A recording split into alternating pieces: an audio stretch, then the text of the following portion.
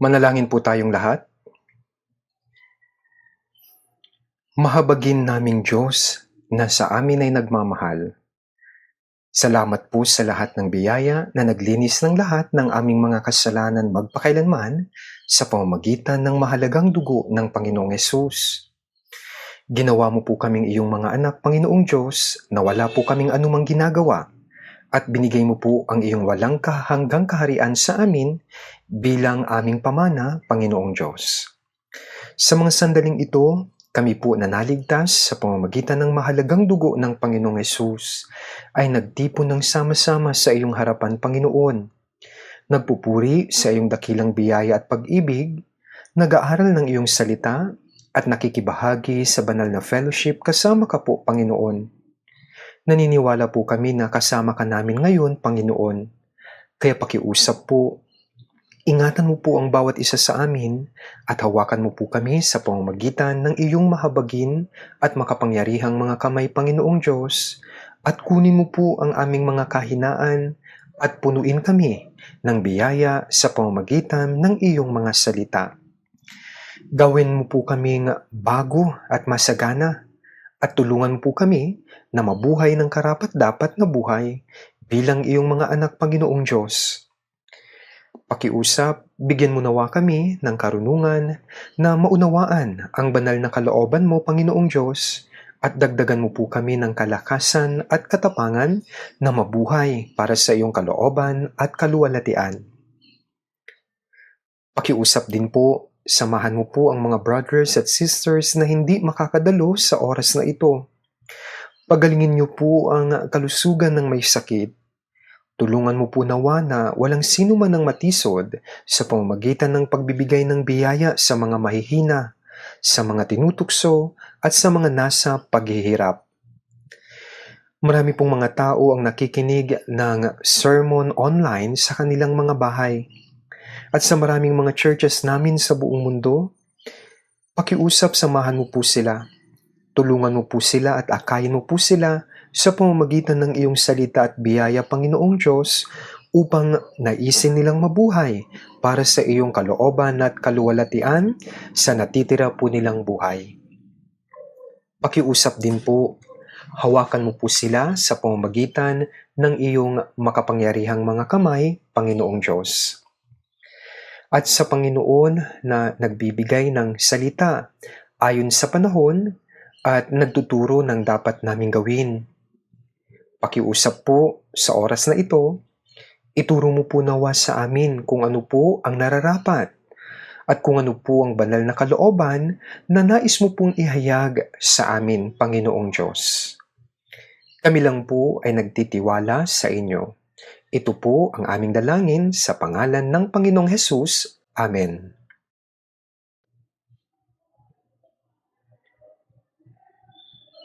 Buksan po natin ang ating mga Biblia, Awit 116.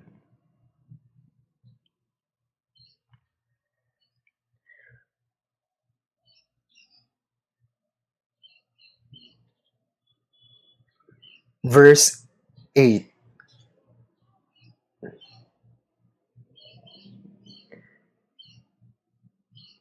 Mga awit 116, verse 8. Babasahin ko po.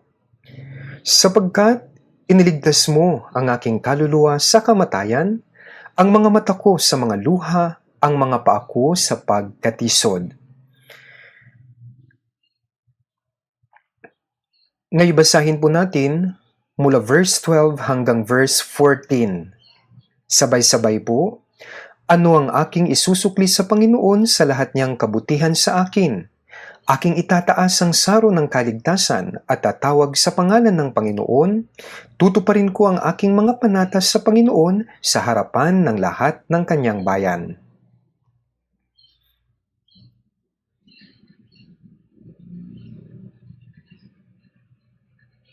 Nabubuhay po tayo sa ilalim ng maraming pagkontrol dahil nga hindi tayo makapagtipon at makapag-fellowship ng malaya dahil po sa COVID-19. Ngunit nagpapasalamat po ako dahil kahit paunti-unti ay mas bumubuti na po ang ating sitwasyon. At ngayong araw na ito, nagpapasalamat din po ako sa Diyos dahil nag-aaral tayo ng salita ng Diyos at marami pong nakadalo kumpara dati. Kaya nagpapasalamat din po ako sa lahat ng mga nakadalo. Naniniwala din po ako na ang Diyos ay nasa mga tahanan, lalo na sa mga nasa bahay, at nagbibigay ng parehong biyaya sa pamamagitan ng salita ng Diyos sa mga nakakatanda, maging sa mga bata na hindi makapunta dito sa church. Nais ko pong ipangaral ngayong araw ang salita na hindi ko po natapos at kukumpletuhin ko po ito kung maaari yung pong sermon ko nakaraang linggo bilang pagpapatuloy. Kaya gaya ng binasa po natin sa awit 116, dito po sa verse 12, sabi, "Ano ang aking isusukli sa Panginoon sa lahat niyang kabutihan sa akin? Ano ang buhay na sinusuklian ang Panginoon sa lahat niyang kabutihan?" Pag-aaralan po muli natin kahit pa alam na natin ang mga bagay na ito. Sa verse 8, "Sapagkat iniligtas mo ang aking kaluluwa sa kamatayan, ang mga mata ko sa mga luha, ang mga paa ko sa pagkatisod." Alam niyo po, binigyan tayo ng Panginoon ng tunay na kapayapaan. Kaya may pasasalamat at kagalakan sa ating mga puso sa pamamagitan ng pagliligtas sa atin sa lahat ng pagdurusa at kalungkutan. Noon po, mahuhulog dapat tayo sa impyerno sa pamamagitan ng bitag ng kasalanan, ngunit hinawakan po tayo ng Panginoon. At dahil dito, sabi, "Ano ang aking isusukli sa Panginoon? Sa lahat niyang kabutihan sa akin." Alam niyo po, natural lamang na magpasalamat tayo sa biyaya ng Diyos at suklian ng biyaya ng Diyos dahil naligtas tayo sa pamamagitan ng biyaya ng Diyos. Ngunit minsan po, hindi po natin ginagawa ito. Alam natin, isinisilang ng magulang ang kanilang mga anak. At ang ina, ang naghihirap talaga sa panganganak. Nangyari noong unang panahon na alam niyo po marami pong beses na namamatay ang mga ina dahil po sa panganganak. Nagsisilang ang mga ina sa mga anak nila nang may talagang paghihirap sa panganganak at marami din silang paghihirap at pagdurusa upang mapalaki ang kanilang mga anak. Hindi natin malalaman ito kung hindi tayo nanganak o nagpapalaki ng ating anak. Ngunit minsan, nagpapasalamat ang isang anak, especially sa biyaya ng Diyos, pero minsan nakakalimutan niya. Yun pong isang mahalagang bagay, nakakalimutan niya ang biyaya ng kanyang mga magulang. Sa ganitong paraan, minsan hindi natin alam at nakakalimutan natin kung gaano kamangha-mangha at kadakila ang biyaya ng Diyos. At hindi tayo nabubuhay ng isang masunuring buhay. Kung sumusunod tayo sa Diyos dahil natatakot tayo sa puot ng Diyos, o dahil sa tatangkipin nating kahatulan o dahil baka mapunta tayo sa impyerno, gaya po ng mga taong hindi paligtas, ang mga ito ay wala pong kinalaman sa biyaya o sa kaluwalhatian po ng Diyos. Niligtas na po tayo ng Diyos ang ating kaluluwas na mawawasak sana at ito po ay sa pamamagitan ng kanyang biyaya. Ginawa niya tayong kanyang mga anak at binigyan tayo ng pamanang makapasok sa kanyang kaharian. Kaya nga natural na maglingkod tayo sa Diyos at talagang magmahal sa Kanya. Ito po ay dahil natanggap natin ang biyaya ng kaligtasan at maaari itong maging kaluwalhatian ng Diyos. Hindi po ba natin nararamdaman na ang paglilingkod natin sa Diyos at yung pagsunod sa Diyos ay, kung titignan natin, ay labis na kulang? Kahit na napakadakila ng biyaya ng kaligtasan. Kahit na dapat pasalamatan ng biyaya ng magulang na nagsilang at nagpalaki sa isang anak,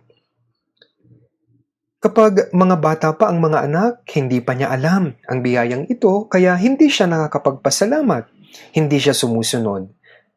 Minsan sinasaktan niya ang puso ng kanyang mga magulang.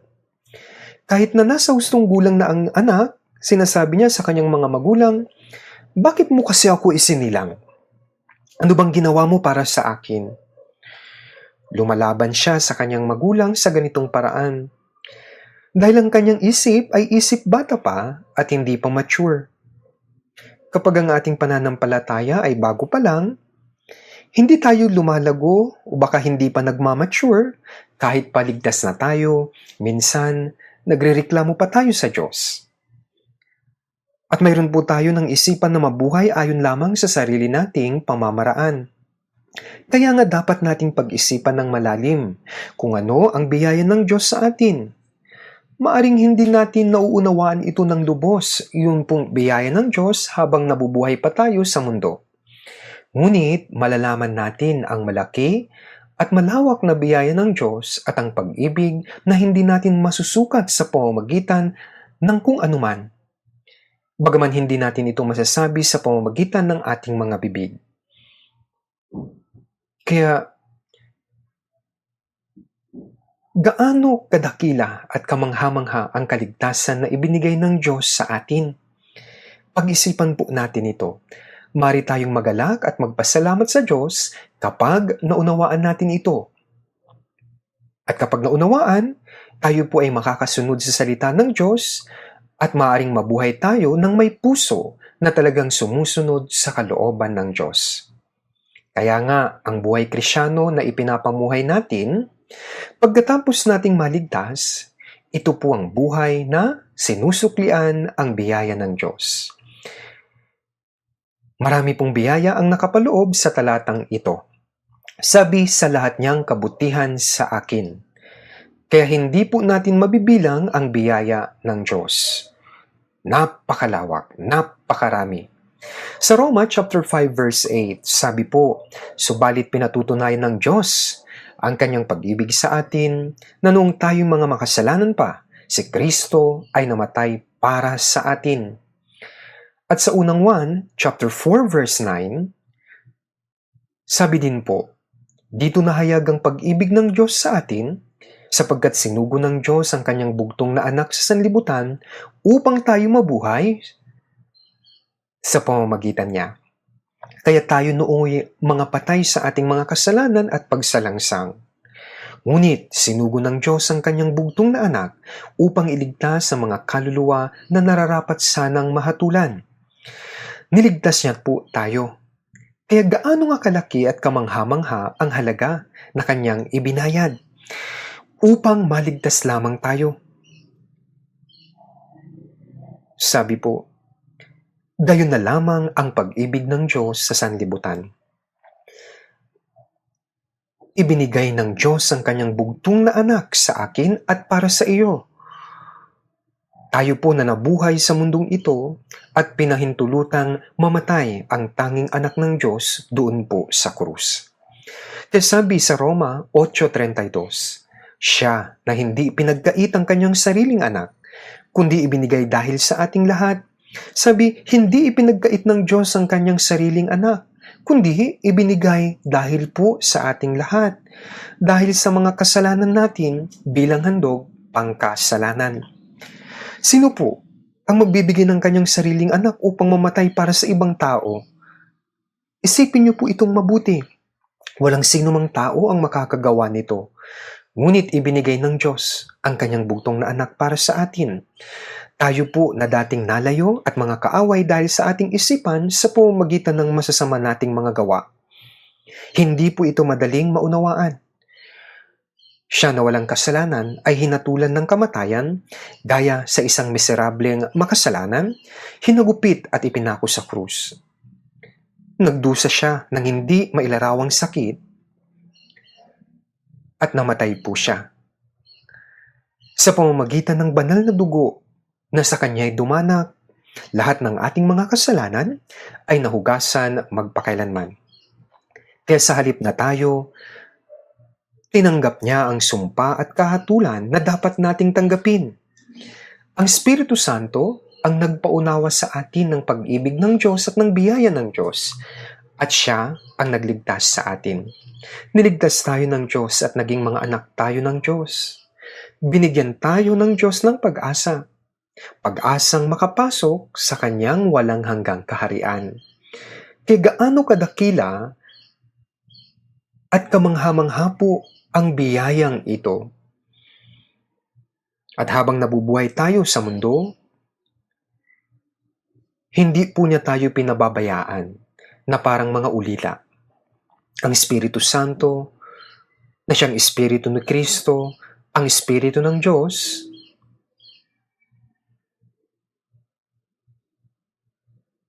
kasama po natin. Hindi niya tayo iniiwanan o pinapabayaan.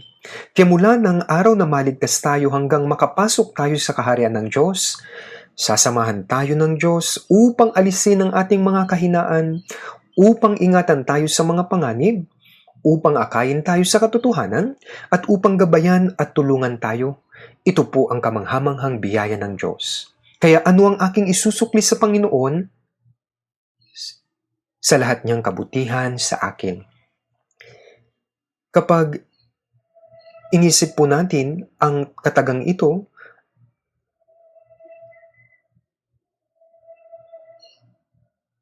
ano ang aking isusukli sa Panginoon? Sa kamanghamanghang biyaya ng Diyos. Hindi natin masusuklian ng Diyos kahit pa mamatay tayo para sa Diyos ng ilang daang beses, kahit na ilang libong beses o 10,000 beses man, sa pamamagitan ng mababa at hamak na katawang gaya nito. Pero kahit hindi natin kayang mamatay para sa Panginoon ng ilang daang beses, dapat naman tayong mabuhay kahit isang beses para sa Panginoon. Kapag namumuhay ang isang tao sa ganitong bagay, medyo nagdududa po ako sa kanya. Kaya nga po ano ang aking isusukli sa Panginoon sa lahat niyang kabutihan sa akin? Tinanggap po natin ang kamanghamanghang biyaya kung wala tayong isipang suklian ng Diyos? Ayos lang po ba iyon? Kung titignan nyo sa ikalawang kronika sa chapter 32 verse 25, si Hezekias noon na hari ng Juda ay tumanggap ng malaking biyaya mula sa Diyos. Ang hari ng Assyria ay isinugo ang kanyang hukbo upang patayin ang hari ng Jerusalem at upang wasakin ang lungsod ng Jerusalem.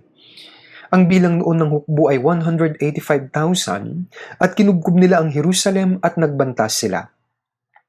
Kaya nanalangin si Haring Hezekias sa Diyos sa kanyang isipan. Kaya ipinadala ng Diyos ang kanyang anghel sa hukbo ng Assyria at pinatay silang lahat. Isang gabi, nilipol po sila, ganap silang nalipol. Gaya po nito, niligtas sila ng Diyos sa pamamagitan ng malaking biyaya. Pagkatapos nito, noong pong si Haring Hezekias na hari ng Juda ay nagkasakit at malapit ng mamatay, nanalangin po siya sa Diyos sa kanyang isipan.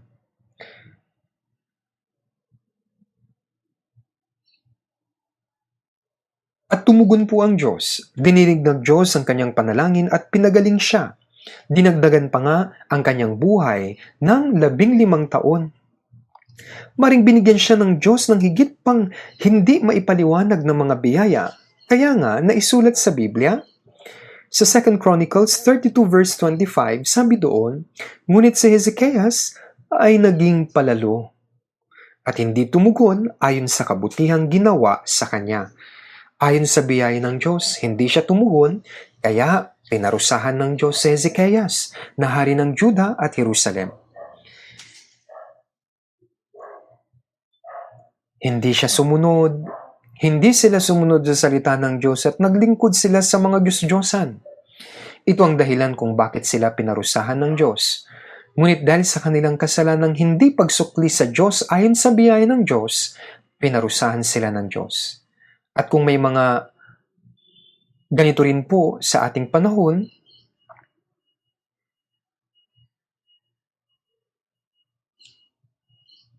di natin masyadong lubos maisip ang ganito. Kung titignan rin po natin sa unang Timoteo 5 verse 4. Sabi, ngunit kung ang sinumang babaeng balo ay may mga anak o mga apo, hayaang matutunan muna nila ang kanilang banal na tungkulin sa kanilang sariling sambahayan at gantihan ng kanilang mga magulang sapagkat ito'y kaaya-aya sa paningin ng Diyos. May mga balo na may mga anak na maaring maglingkod, ngunit hindi sila naglilingkod sa kanilang magulang dahil tinutulungan na ng church ang kanilang magulang. Hindi po ito tama. Irresponsable po kapag ganito. May ilan naman pong nagsasabi na ang bansa na ang tumutulong sa mga matatanda kaya hindi na nila kailangan pang tulungan ang mga matatanda. Ito man din po ay hindi katanggap-tanggap. Sabi hayaang matutunan muna nila ang kanilang banal na tungkulin sa kanilang sariling sambahayan at gantihan ng kanilang mga magulang. Alam po nating lahat ang unang utos ng Diyos na ibinigay sa tao. Sabi, igalang mo ang iyong ama at ina. Ito ang unang utos na may pangako. Upang maging mabuti ang iyong kalagayan at ikaw ay mabuhay ng matagal sa ibabaw ng lupa. Ito po ang unang utos, na igalang mo ang iyong ama at ina. At may iba pang mga utos gaya ng huwag kang magnanakaw, huwag kang mangangalunya. Ito ang pagkakasunod-sunod ng kasalanan. Ang pangangalunya ay mas mabigat sa kasalanan kaysa pagnanakaw, at mas mabigat naman ang pagpatay kaysa pangangalunya. At ang pagsuway sa mga magulang ay mas mabigat kaysa pagpatay. Sinasabi ng ibang mga tao na ang pagsuway sa mga magulang ang malaking kasalanan sa 10,000 kaysa sa 10,000 kasalanan. Opo, tampo ito. Bakit ang pagsuway sa mga magulang ang pinakamalaking kasalanan na maaaring magawa? Dahil kung wala ang mga magulang, hindi ka dito ipapanganak. Paano ka maipapanganak sa mundong ito? Ang mga magulang ninyo ang nagsilang sa inyo, nagpapalaki sa inyo maging hanggang ngayon. Kung hindi nyo susubukang o susuklian ang biyaya nila, kagaya din ba kayo ng mga hayop? Alam niyo po, iniiwan lang ng mga hayop ang kanilang mga magulang kapag malaki na sila. Ngunit ang uwak, narinig ko po ito, bagaman hindi ko pa po nakikita. Sabi nila, lumalaki ito at nagiging hustong gulang na uwak at naghahanap mismo ng kanilang pagkain at dinadalhan nila ng pagkain ng kanilang magulang. Sabi sa Biblia, tungkol po kay Elias, sa unang hari, 17 verse 6, na dinalhan po siya ng mga uwak ng tinapay at karne. Sa lugar na walang anumang bagay, ngunit sinasabi po na maging ang kanyang ina ay pinapakain din ng uwak. Pero ang mga tao ay hindi alam kung paano igalang ang kanilang mga magulang. Hindi na nga nila ginagalang, sinusumpa pa nila. At alam niyo po, ang hindi maisip, lubusang maisip, sinasabihan pa nila na mamatay na agad ang magulang nila. Kaya nga maraming mga matatandang nagpapakamatay. Bakit po? Dahil hindi sila iginagalang ng kanilang mga anak. Kaya sabi nila, magpakamatay na lang ako. Talagang malaking problema po ito. Habang dumarating ang katapusan ng panahon, alam po natin, mas nagiging laganap ang kasalanan ng mga anak na hindi paggalang sa mga magulang. Ang biyaya po ng Diyos ay 1,000 beses o 10,000 beses na higit kaysa biyayang tinanggap natin mula sa ating mga magulang.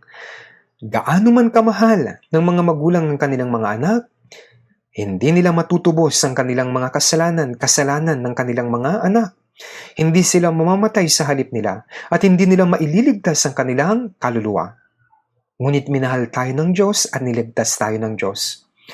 Kung napakalaking kasalanan ang hindi paggalang sa magulang, higit na napakalaking kasalanan ang hindi pusuklian ang biyaya ng Diyos.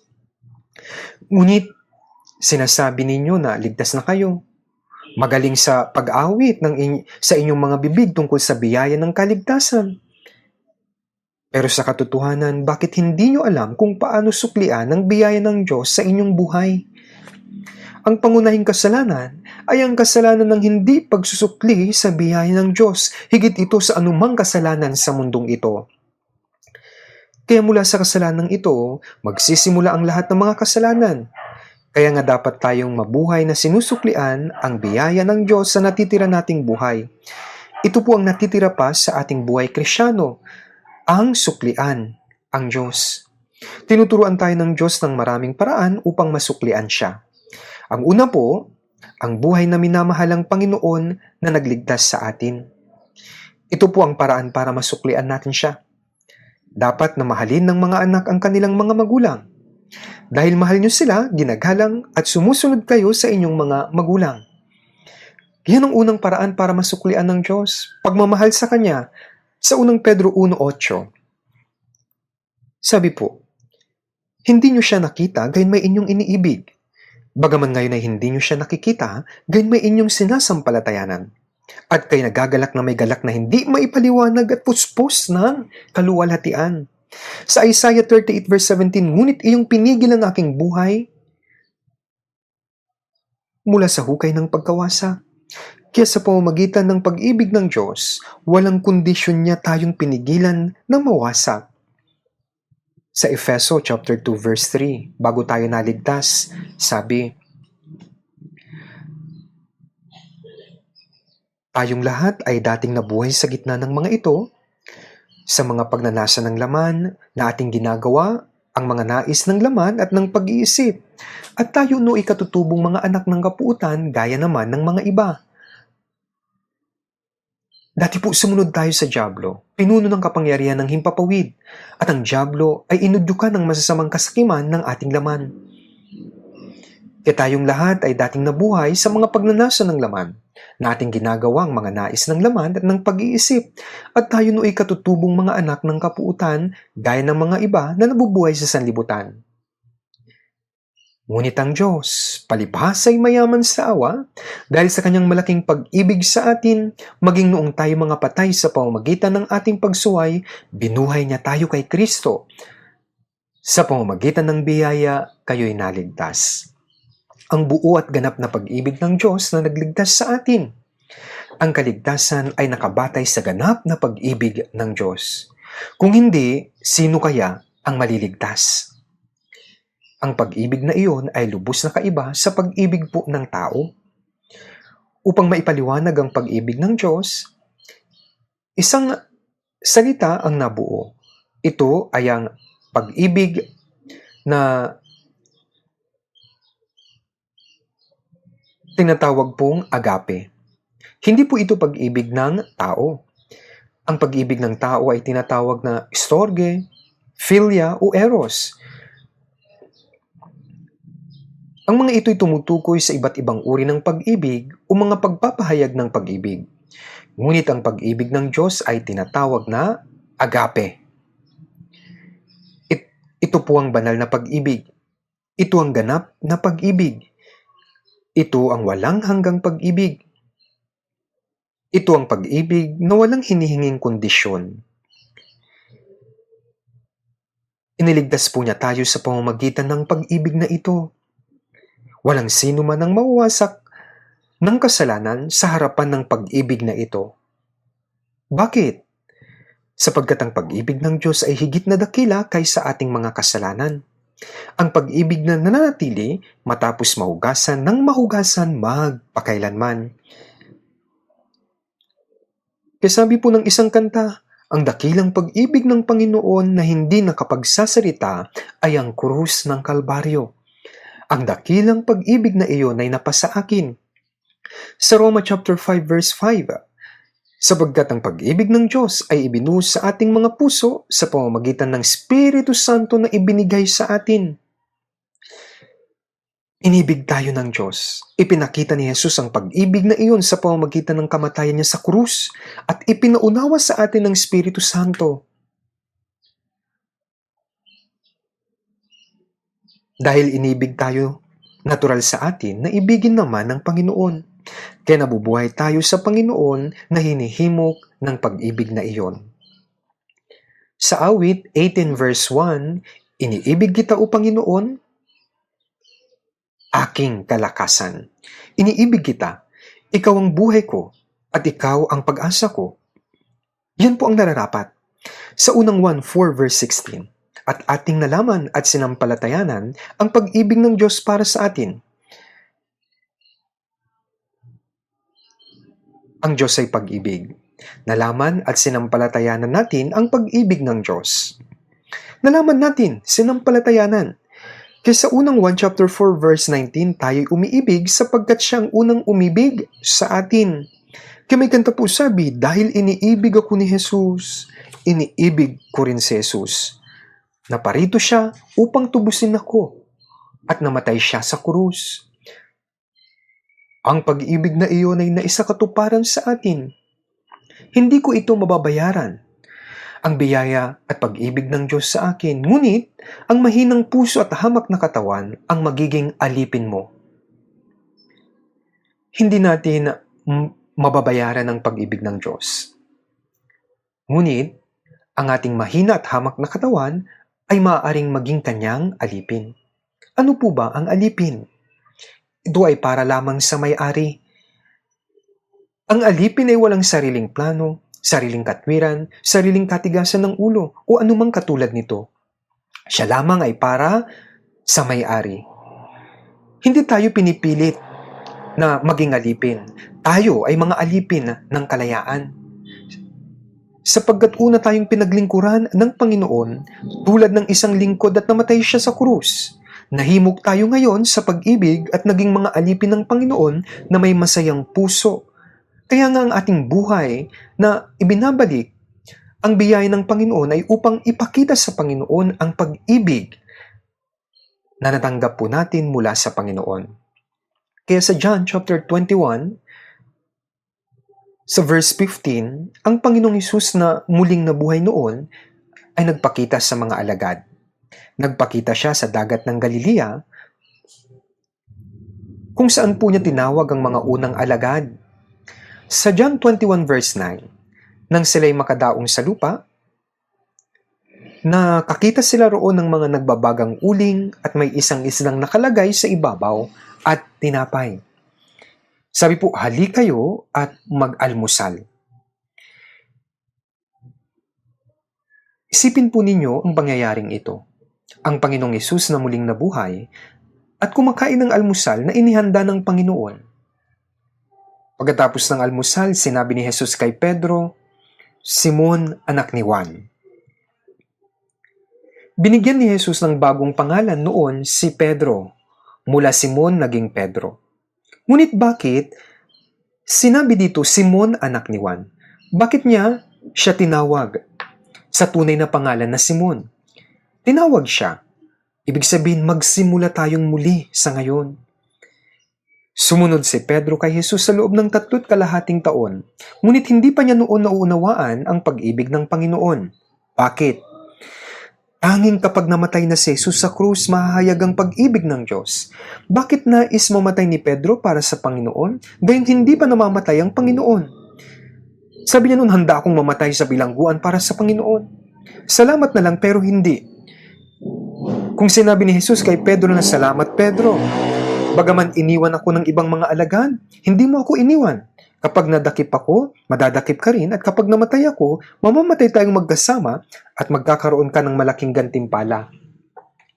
Kung pinuri ni Jesus si Pedro, alam niyo bang magiging matapang si Pedro at hindi na niya kayang mamatay para sa Panginoon? Maging ang alipin ay namamatay para sa kanyang Panginoon. At maraming pagkakataon na nangyari na po talaga ito. Mayroong tapang at pagpapasya si Pedro na mamatay para sa Panginoon. Ngunit, una, hindi po ito pinahintulutan ng Panginoon. Walang kabuluhan na mamatay kung hindi ito pahihintulutan ng Panginoon. Hindi niya ito pinahintulutan. Kaya sa Matthew 26:34, sabi ng Panginoon, katotohanan ng sinasabi ko sa iyo, sa gabing ito, bago tumilaok ang manok, ay ipagkakaila mo ako ng 3 ulit. Ang taong si Pedro ay dapat lamang ipagkaila ang Panginoon. Dapat siyang mabigo ng patuloy upang malaman kung gaano kahina ang tao. Hinayaan ng Panginoon na mabigo si Pedro. Ngunit kung nauna ang kamatayan ni Jesus, kung gayon, ang taong nakaunawa ng biyaya ng Diyos ay karapat-dapat na rin na mamatay para sa Panginoon. Kaya kapag ang Diyos ang unang umibig, maaari niyang ibigin ng Diyos sa pamamagitan ng pag-ibig ng Diyos. Ngayon, namatay na ang Panginoon para sa kanya at naunawaan na ni Pedro ang pag-ibig niya. At dahil sinabi niyang hindi niya kilala si Jesus ng 3 ulit, kung gayon sasabihin ko, ayaw na kitang makita Pedro, bilisan mo, umalis ka na. Ngunit inibig ng Panginoong Jesus si Pedro. At pinatawad na niya ang lahat-lahat ng kasalanan ni Pedro. Siyempre, hindi lamang po si Pedro, kundi maging lahat po ng mga alagad na iniwan siya at umalis. Ngayon ay sumampalataya sila nang makita nila ang muling pagkabuhay ng Panginoon. Hanggang sa panahon na iyon, hindi pa tiyak ang kanilang pananampalataya. Kung hindi muling nabuhay ang Panginoong Hesus, sino ang mananampalataya sa Kanya? Walang sino man po. Sigurado akong aalis silang lahat.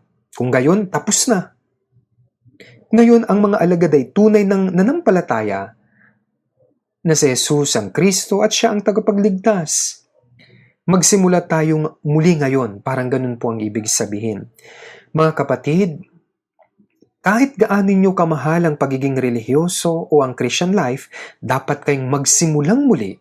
Simula nang maligtas po kayo, gaya po ni Pedro, kaya Simon, anak ni Juan. Nagsisimula siyang muli. Kaya nagsimula siyang muli sa dagat ng Galilea kung saan siya tinawag ng Panginoon kasama ang kanyang mga alagad o ibang alagad. Tinanong, minamahal mo ba ako? Minamahal mo ba ako ng higit sa mga ito? Sinabi ni Pedro, opo Panginoon. Nalalaman mo na minamahal kita. Tunay na kitang minamahal ngayon. Hindi lamang sa aking bibig. Narinig ni Pedro 3 ulit ang parehong tanong at sinabi niya, Panginoon, nalalaman mo ang lahat ng mga bagay. Nabigo ako sa pagsunod sa iyo noon. Ikinaila kita ng 3 ulit at nalalaman mo na lahat ang mga ito ngayon. Dahil pinatawad mo na ang aking mga kasalanan, nalalaman mo na minamahal kita. Opo, dapat na malaman niya. Alam po ito ng Panginoon.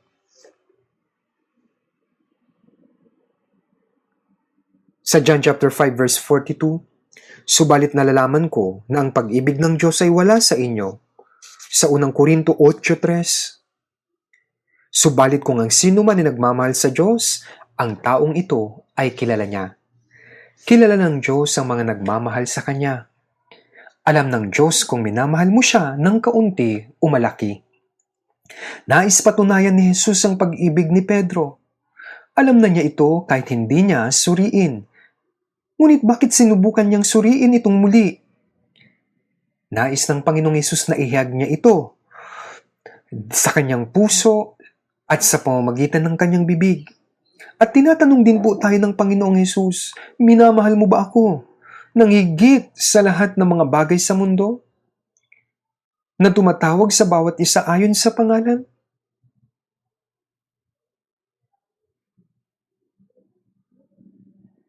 Hindi lamang tayo minamahal ng Diyos, kundi nais niyang ibigin tayo. Ang pag-ibig ay ang magbigay at tumanggap. Ang pag-ibig ay dapat na magpalitan. Hindi dapat na hindi ka minamahal bagaman nagmamahal ka. Ang pag-ibig ay lumalaki at nagiging mas masaya kapag ito ay nagpapalitan. Two-way po. Ang layunin ng kanyang pag-ibig sa atin ay upang umibig din tayo. Hanggang saan? Minamahal mo ba ako ng higit sa lahat ng mga bagay sa mundo? Kaya nga, give and take po ang pag-ibig. Kaya lumalaki po ito at sumasagana. Kaya nga, sinabi ng Panginoon sa Mateo 10:37, ang umiibig sa ama o sa ina ng higit kay sa akin ay hindi karapat-dapat sa akin. At ang umiibig sa anak na lalaki o anak na babae ng higit kay sa akin ay hindi karapat-dapat sa akin. Bakit? Makasarili ba ang Diyos kung hihingin niyang mahalin mo siya ng higit sa anumang tao, anumang bagay sa mundong ito? Sabihin na nating nag-iwan ka ng 10 milyon sa isang tao sa umaga. At kukunin mo ito uli sa gabi. Kapag dumating ka kinagabihan at binayaran ka niya ng 5 milyon at sinabi, 5 milyon ang bayad sa pagtatabi ko nito. Sasabihin mo ba, salamat? At pagkatapos, aalis ka na? Ano ba ang mali sa pagnanakaw na ito? Malaking problema po. Kung nag-iwan ka ng 10 milyong piso, dapat lamang na matanggap mo ito ng 10 milyon din. Ngayon, bakit hinihingi sa atin ng Diyos ang dakilang pag-ibig? Sapagkat iniibig tayo ng higit-higit pa ng Panginoon. Tama po ba?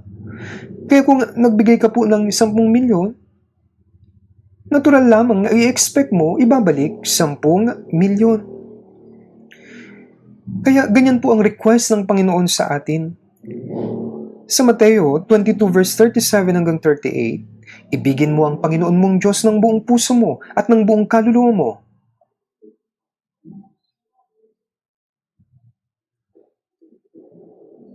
At ng buong pag-iisip mo.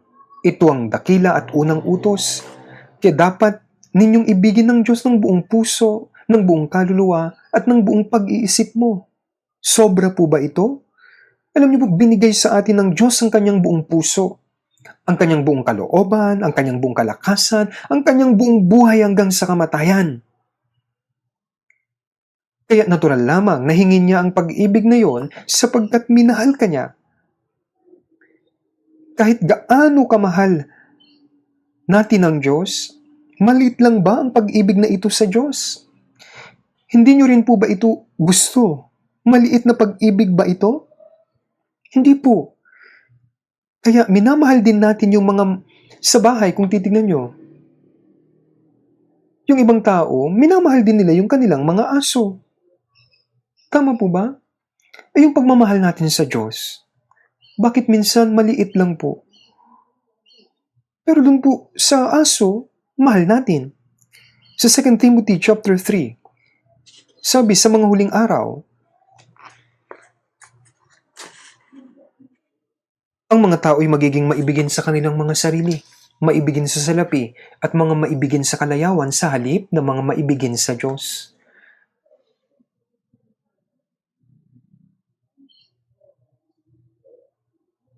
Kung mayroon na tayong biyaya, hindi dapat natin hamakin ng Panginoon na nagbigay sa atin ng biyaya. Natural lamang na ibigin natin ang Panginoon ng buong puso, buong kaluluwa, buong lakas. Hindi lamang sa pamamagitan ng salita, kundi maging sa ating gawa. Kaya napakahalaga po ang pag-ibig sa Diyos.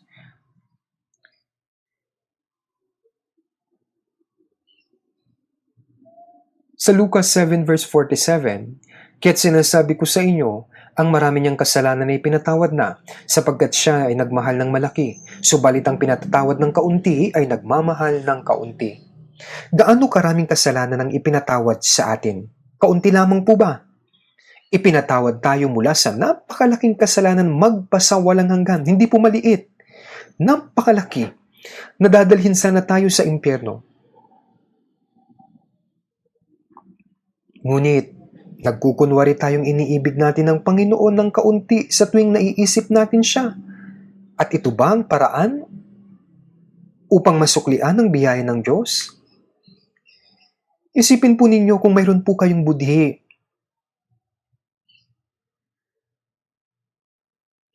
Sa Genesis 22 verse 2, sinabi ang tungkol sa pagsubok ng Diyos sa pananampalataya ni Abraham. Sinabi sa kanya, kunin mo ngayon ang iyong anak, ang iyong kaisa-isang anak na si Isaac na iyong minamahal at pumunta ka sa lupain ng Moraya. Ialay mo siya bilang handog na susunugin sa itaas ng isa sa mga bundok na aking sasabihin sa iyo. Si Abraham ay may 12 gulang na anak at siya po ay si Isaac na siyang ipinanganak noong siya'y 100 taong gulang na. Si Isaac ay napakabuti, makisig at mas mahalaga kaysa sa kanyang sarili, kaysa sa kanyang asawa at sa lahat ng kanyang ari-arian. Ngayon, hiniling sa kanya ng Diyos na ihandog ang kanyang anak na mas mahalaga pa para sa kanya sa kanyang buhay bilang isang handog na susunugin. Ano po ang sinabi ni Abraham? Diyos, niluloko niyo yata ako eh. Hindi ko ito kayang gawin. Bagaman kaya kong gawin ang lahat ng bagay. Pakiusap, bigyan mo ako ng kaunting oras pa. Ganito ba ang sagot niya? Hindi po. Magiging isang gulo po iyon kapag sinabi niyang gigisingin ko at sasabihin ko sa aking asawa. Hindi po. Pero ano pong ginawa niya? Nagising siya ng maaga at sinabi niya, halika, magtungo tayo sa bundok ng Moraya. Alam niyo po ito. Kaya nagtungo siya sa tuktok ng bundok ng Moraya matapos ang 3 araw na paglalakbay. Tinali niya ng maigpit si Isaac, inilagay siya gaya ng isang kordero at sinubukan niyang patayin gamit ang patalim. Sinunod niya ang sinabi ng Diyos. papatayin na niya ang kanyang anak. Ginawa niya ang sinabi ng Diyos. Subalit bigla sinabi ng Diyos, Abraham, Abraham, tama na. At sabi ng Diyos, sapagkat ngayon ay nalalaman ko na ikaw ay may takot sa Diyos at hindi mo ipinagkait sa akin ang iyong anak, ang iyong kaisa-isang anak. Kaya sabi, nalalaman ko kung gaano mo kamahal ang Diyos. Kung gaano mo pinaglingkuran at pinarangalan ng Diyos. Naisip ko po ito minsan. Naisip ko, hindi ba nalalaman ng Diyos kung gaano kamahal ni Abraham ang Diyos? Hindi ba? Alam ng Diyos ang buong puso niya. Ngunit kailangan bang ihandog pa ang kanyang anak? Opo, ito ang nais niya. Hindi nais ng Diyos na ibigin natin siya sa ating mga puso lamang o sa salita lamang. Nais ng Diyos na ipakita natin ang pag-ibig sa Kanya. Paano po sa pamamagitan ng ating mga gawa? Tingnan niyo po, minahal lang ba tayo ng Diyos sa pamamagitan ng Kanyang salita? Hindi po. Binigay niya ang Kanyang tanging anak maging sa kamatayan para sa atin. Dito nahayag ang pag-ibig ng Diyos para sa atin. Hindi lamang po sa salita. Tunay na ibinigay niya ang Kanyang tanging anak sa kamatayan para sa atin. Ipinadala ni Abraham kay Isaac na kanyang tanging anak ang kahoy na susunugin. At nagpatuloy siya na may dalang patalim at panggatong at sumunod sa kanya si Isaac. Katulad ito ng ipatong ng Diyos ang krus sa kanyang tanging anak na si Jesus at ipinadala ito sa kanya sa Golgota. Bakit? Bakit po? Para sa akin, para sa atin. Ipinakita ng Diyos sa atin kung gaano niya tayo kamahal. Kaya sa ating buhay, dapat nating ipakita na minamahal din natin ang Diyos sa pamamagitan ng ating mga ginagawa, hindi lamang sa puso at salita. Dapat nating mahalin ang Panginoon nang higit sa anumang bagay sa mundong ito, nang higit sa ating sariling pamilya. Pagdating sa pagmamahal sa magulang, dapat nating mahalin at paglingkuran sila sapagkat iniibig natin ang Diyos at sinusunod natin ang salita ng Diyos. At gamit ang mapagmahal na puso ng Panginoon, dapat ding nating mahalin ang ating mga asawa, asawang lalaki o babae, maging ang ating mga anak. Kaya sabi po, at mga ama, huwag ninyong ibunsod sa galit ang inyong mga anak, kundi akayin ninyo sila sa pagsasanay at pangaral ng Panginoon. Ang ating buhay pananampalataya ay dapat magsimula kasama ang mapagmahal na Diyos. May isang kwento po sa Germany.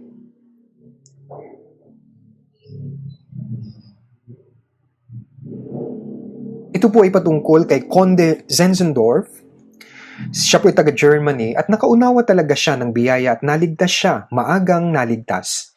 Sa isang museum po sa Germany, mayroon pong painting ng Panginoong Hesus na nakasuot ng koronang tinik at nakapako sa krus. Ngunit isang araw, habang pinagmamasdan po ito ni Zinzendorf, yung painting na yon, tumigil at natulala siya. Sa ilalim na bahagi ng painting, may nakasulat, nakita niya. At nakasulat po, ginawa ko lahat para sa iyo. Ano naman ang ginagawa mo para sa akin? Yun po ang nakasulat sa iba ng painting. Inako ng Panginoon ang lahat ng kahihiyan at hirap. At nagdanap po siya ng kanyang dugo. Ngayon, anong ginagawa mo naman para sa akin? Naunawaan ko, sabi niya ito, at pinanampalatayanan ko. Subalit ano ang ginagawa ko ngayon para sa Panginoon, sabi niya. Nung tinanong siya ng Panginoon, alam niyo po, wala siyang maisagot. Kaya bumagsak po siya sa harapan ng painting at umiyak po siya ng umiyak. Pagkatapos po nun, tumayo siya. At doon,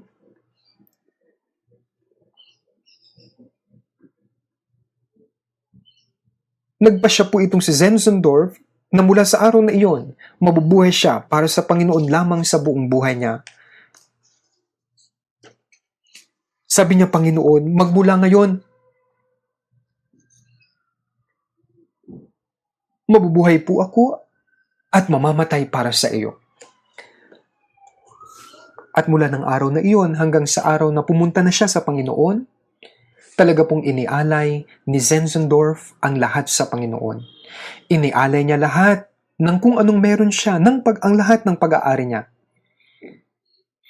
At noon po sa panahon po ni John Wesley sa England,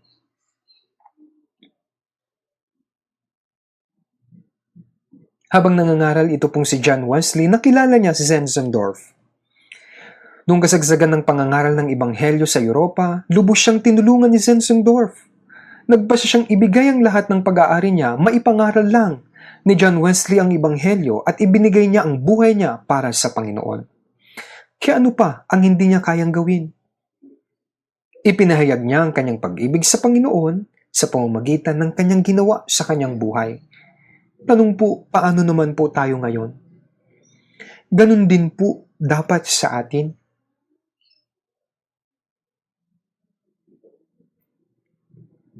Yun pong pag-ibig na natanggap ni Pedro, ang biyaya ng Diyos na naunawaan ni Zinzendorf, at ang kaligtasan na natanggap natin ay pare-pareho lamang po. Hindi po ba? Ngunit bakit hindi natin magawa iyon? Bakit nahihirapan tayong suklian iyon? Kaya pareho lang po yung natanggap natin, ni Pedro, ni Zinzendorf at tayo.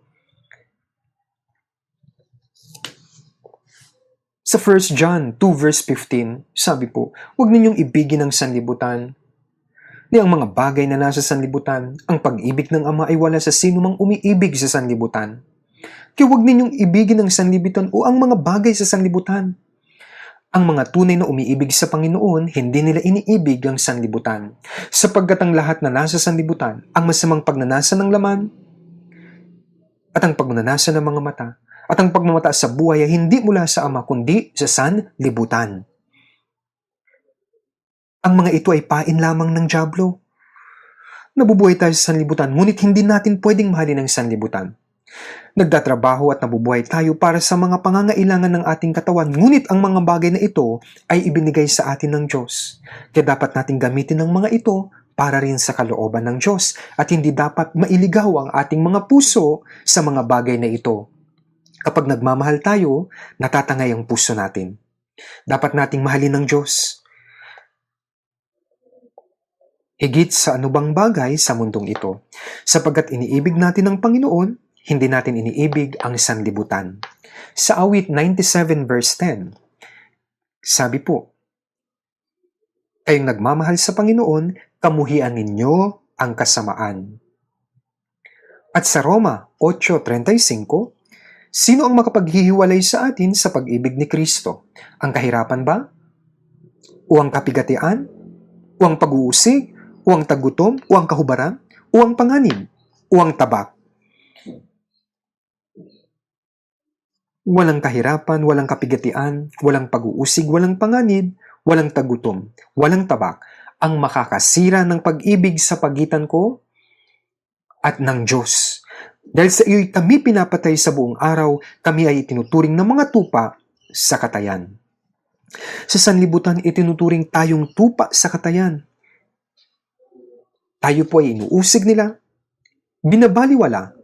Ngunit sa lahat ng mga bagay na ito, tayo'y higit pa sa mga nagtatagumpay sa pamamagitan niya na sa atin ay umiibig.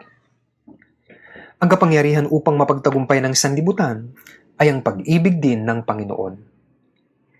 Kaya sapagkat ako'y naniniwalang lubos, sabi po, na kahit ang kamatayan man, ni ang buhay, ni ang mga anghel, ni ang mga pinuno, ni ang mga bagay sa kasalukuyan, ni ang mga bagay na darating, ni ang mga kapangyarihan, ni ang kataasan, ni ang kalaliman, ni ang alin pa mang mga nilalang ay hindi makapagpapahiwalay sa atin sa pag-ibig ni Kristo na kay Kristo Jesus na Panginoon natin.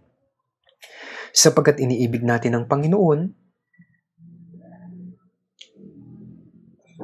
mapagtatagumpayan natin ang anumang kahirapan, pagdurusa, kamatayan. Tama po ba? Alam niyo ba kung gaano kalaki ang kapangyarihan ng pag-ibig? Sa Filipos 1 verse 20, habang nakabilanggo sa Apostol Pablo sa Roma, sabi niya, ayon sa aking lubos na inaasahan at pag-asa, na sa anuman ay hindi ako mapapahiya, kundi sa buong katapangan na gaya ng dati, gayon din naman ngayon.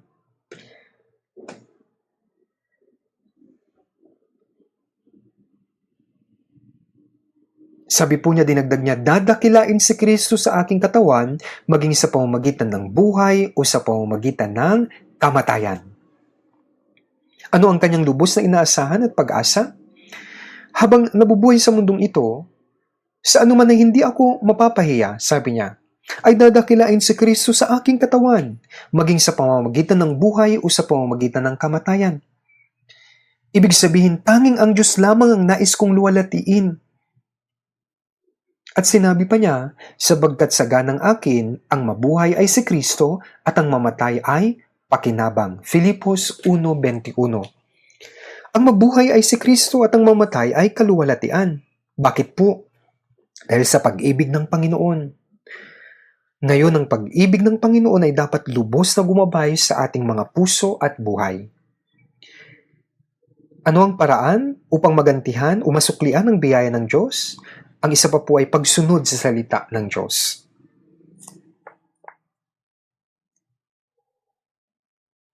Una, ang mahalin siya. Yan ay upang masuklihan ang Diyos. At pangalawa, ito naman po ay ang pagsunod sa kanyang salita. Sa John 14 verse 23 hanggang 24, sabi, kung ang isang tao ay nagmamahal sa akin, ay kanyang tutuparin ang aking salita. At siya'y mamahalin ng aking ama, at kami lalapit sa kanya, at kami gagawa ng tahanang kasama siya. Ang hindi nagmamahal sa akin na hindi tumutupad ng aking mga salita, at ang salitang inyong narinig ay hindi akin, kundi sa amang nagsugo sa akin. Iniibig natin siya sapagkat inibig niya tayo, at sinusunod natin ang salita sapagkat iniibig natin siya. Mas iniibig ng Diyos ang mga sumusunod sa salita at nais niyang dalhin sa kaharian ng Diyos ang mga umiibig sa Kanya at manahang kasama siya magpakailanman.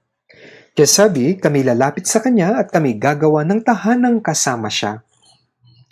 Ang mga nagmamahalan, gusto nilang mamuhay na magkasama hanggang sa huli, magpakailanman.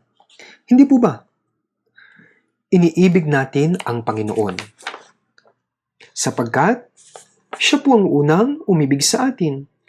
At dahil iniibig natin siya, mas lalo tayong umiibig sa kanyang mga salita. Ang Panginoon ay darating na muli upang isama tayo sa kaharian ng Diyos at nais ng Diyos na manahang kasama natin magpakailanman. Tama po ba?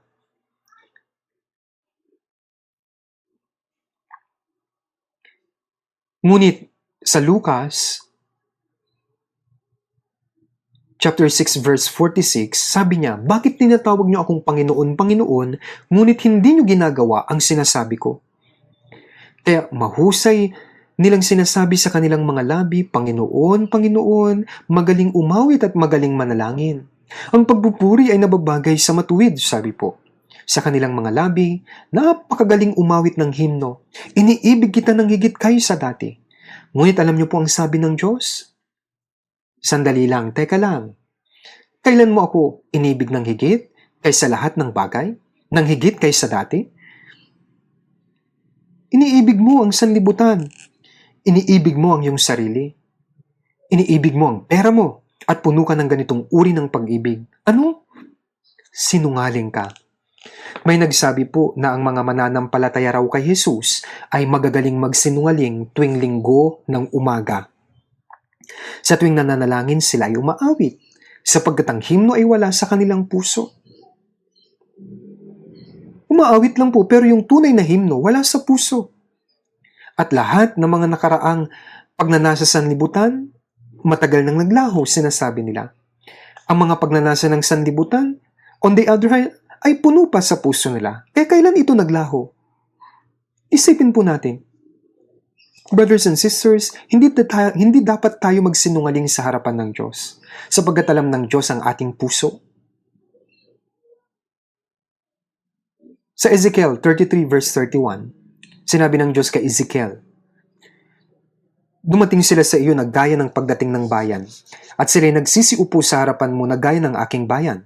At kanilang dinirinig ang iyong mga salita, ngunit hindi nila ginagawa, sapagkat sa pamamagitan ng kanilang mga labi ay nagpapakita sila ng malaking pag-ibig, ngunit ang kanilang puso ay nasa kanilang pakinabang. Nagsisiupo sila na gaya ng bayan ng Diyos at nagsasabi, sumisigaw sila, Amen! Sa kanila, sabi po nila. At pinapakinggan ng mga salita, ngunit hindi nila sinusunod. Kasabi ng Diyos sa pamamagitan ng kanilang mga labi, ay nagpapakita sila ng malaking pag-ibig, ngunit ang kanilang puso ay nasa kanilang pakinabang. Lahat po ay kasinungalingan. Brothers and sisters, huwag tayong maging mga sinungaling. Huwag kayong maging peking mananampalataya. Huwag kayong maging peking Krisyano. Pinatutuhanan natin na tayo mga ligtas, kaya patutuhanan natin ito sa mga buhay natin. Sa Efeso 6 verse 24, ang huling verse sa sulat ni Pablo sa Efeso, sabi niya, ang biyaya naway sumakanilang lahat na mayroong pag-ibig na di kumukupas sa ating Panginoong Hesukristo. Amen, sabi po niya. Pag-ibig na di kumukupas sa ating Panginoong Hesukristo. Sa lahat na mayroong pag-ibig na di kumukupas sa ating Panginoong Hesukristo, di kumukupas, gaano kahaba? Ang 1 Corinthians chapter 1 hanggang 16. Habang sinusulat ang sulat na ito, may sakit sa mata si Pablo kaya hindi niya ito maisulat at sa halip, ang taong nagngangalang Tertio ang siyang nagsulat. Ngunit sa huli, sinabi ni Pablo, akong si Pablo ang sumusulat ng pagbating ito sa aking sariling kamay. Kapag nagsusulat siya, kailangan niyang magsulat sa malalaking letra sapagkat hindi niya kayang magsulat ng maliliit na letra. At noong panahong iyon, gamit po yung balat ng tupa. Kaya kung nagsulat siya sa malalaking letra, iilang letra lang ang naisulat niya doon. Ngunit sabi niya, tingnan niyo po ang kanyang sinulat sa 1 Corinthians 16 verse 22, akong si Pablo ang sumusulat ng pagbating ito sa aking sariling kamay. Kung ang sino man na hindi umiibig sa Panginoon ay sumpain siya, maranata. Sabi po. Ano po ang pagbating ito? Sabi niya pagbati. Pero sabi niya, kung ang sino man na hindi umiibig sa Panginoon ay sumpain siya, maranata. Bakit niya sinulat ito? Meron siyang pagdurusa sa mga taga-Korinto. Nagsisinungaling sila. Ang unang pagdating ng Panginoon ay nagpapakita sa atin ng kanyang dakilang pag-ibig. At ang Panginoong Hesus ay babalik muli. Siya po ay darating upang kunin ang mga ligtas at ang mga tunay na nagmahal sa Kanya. Kaya kung ang sino man ay hindi umiibig sa Panginoon ay sumpain siya. Opo, kapag bumalik na ang Panginoon. Ang mga hindi umibig sa Panginoon, ang mga hindi lubos na nakakaunawa ng pag-ibig, ang mga hindi lubos na naunawaan ng biyaya ng Diyos, binabalaan niyang susumpain sila at hahatulan. Kaya hanggang kailan kayo magiging ipokrito, magkukunwari, nililinlang, hanggang kailan kayo maniniwala sa peking Jesus? Kung titignan para bang mananampalataya. Sa labas parang iniibig nyo ang Diyos na para bang ligtas kayo. Ngunit alam ng Panginoon ang lahat. Ngayon, ang buhay na sinusuklian ng biyaya ng Diyos ay dapat mabuhay para sa Panginoon.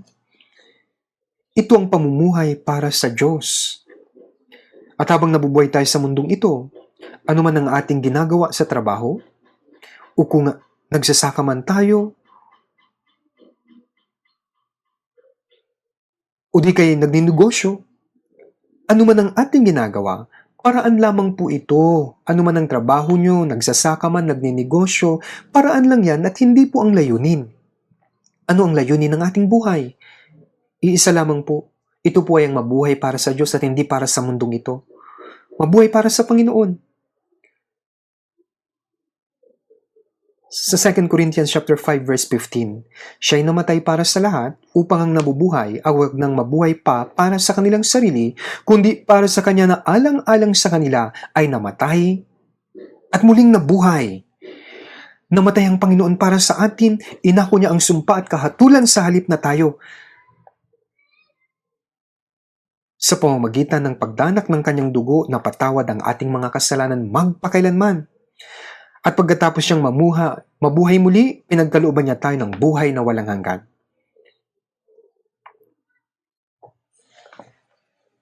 Sa pamamagitan ng kanyang muling pagkabuhay, tayo mga ligtas na ay hindi na dapat mabuhay pa para sa ating mga sarili. Huwag nang mamuhay o mabuhay pa para sa kanilang sarili, kundi para sa Kanya na alang-alang sa kanila ay namatay at muling nabuhay. Romans 14 verse 7 to 8. Yan po ang dapat nating gawin. Mamatay tayo at mabuhay para sa Panginoon.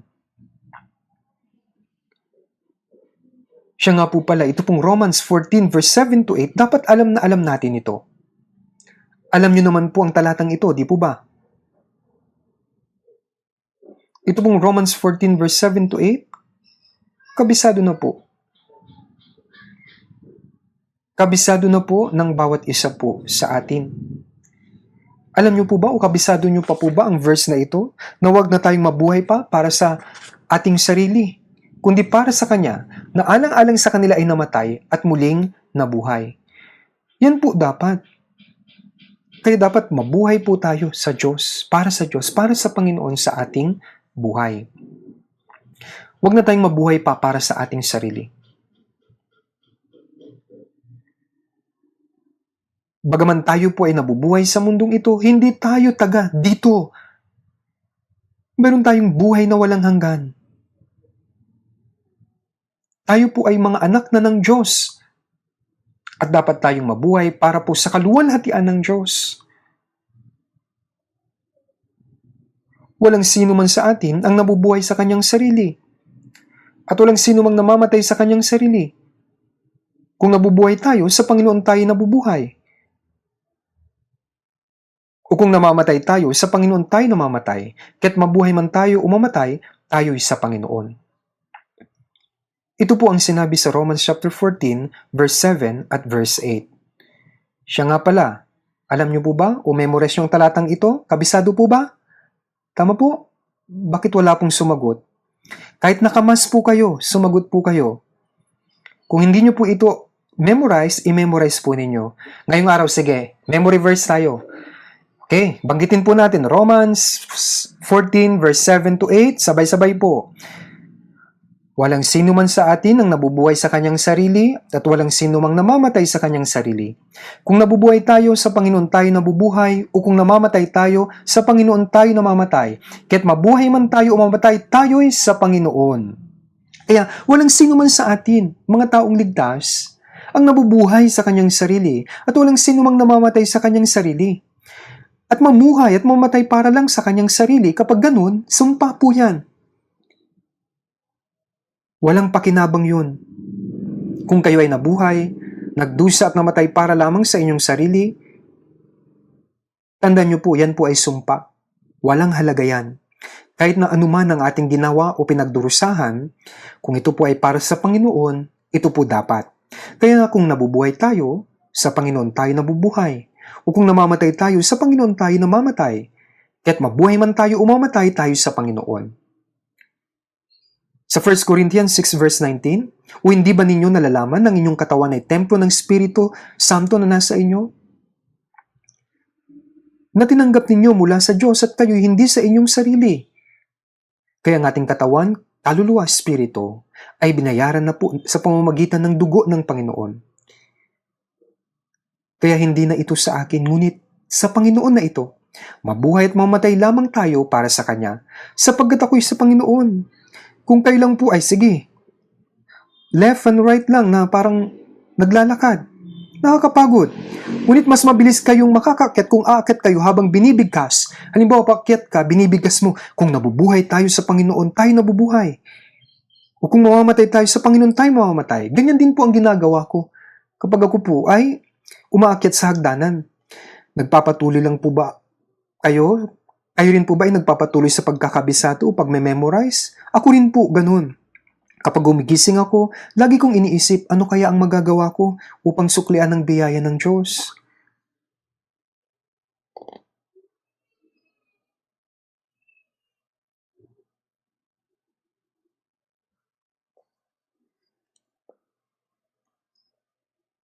Sa Galatia 2:20, sabi po, Ang kataga sinabi, kinabubuhay ko sa pamamagitan ng pananampalataya sa anak ng Diyos na sa akin ay nagmahal at nagbigay ng kanyang sarili dahil sa akin. Kaya nagmahal at nagbigay ng kanyang sarili dahil sa akin. Namatay siya para sa akin at ang Panginoon ay nasa akin. Tayo ay nabubuhay para sa Panginoon. Nabubuhay tayo sa pananampalataya na naniniwala sa Panginoon. Hindi po ba't iyon ang buhay pananampalataya? Pumupunta kayo sa church at umaawit ng awit papuri, nananalangin at nakikinig sa salita. Subalit, paglabas, namumuhay kayo ayon sa nais nyo. Anong uri ng buhay pananampalataya po iyan? Sa 2 Corinthians 5 verse 9 to 10, kahit maging nasa tahanan o malayo sa tahanan, ang aming mithiin ay ang bigyan siya ng kasiyahan, sapagkat tayong lahat ay kailangang humarap sa hukuman ni Kristo upang bawat isa ay tumanggap ng kabayaran sa mga bagay na ginawa niya sa pamamagitan ng katawan maging mabuti o masama. Kahit maging sa tahanan o malayo sa tahanan, kahit tayo ay nananatili sa sanlibutan o iwan ito at magtungo sa Panginoon, mamatay man tayo o mabuhay dapat para sa kaluwalhatian ng Panginoon. Yan ang ating dapat minimithi sa ating buhay. Hindi po sinabi ni Pablo na akin, ngunit aming. Tayong ligtas, tayo po ito. Kaya walang sino man sa atin ang nabubuhay sa kanyang sarili. At walang sino man ang mamamatay sa kanyang sarili. Kaya't maging nasa tahanan o malayo sa tahanan, ang ating mithiin ay bigyan siya ng kasiyahan. Kung nabubuhay kayo na nagbibigay lugod sa Panginoon, kailangan niyong mabuhay ng mas mahaba.